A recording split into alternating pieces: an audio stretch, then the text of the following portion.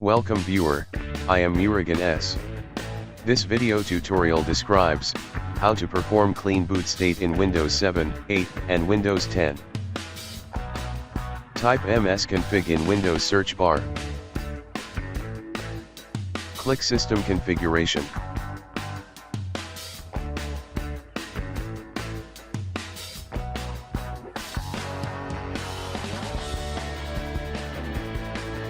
Click Services tab. Check Hide all Microsoft services. Uncheck all services, one by one.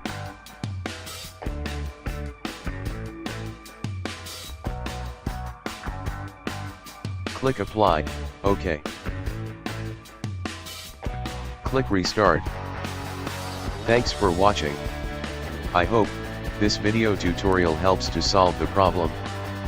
Please like, share and don't forget to subscribe my channel. See you next video.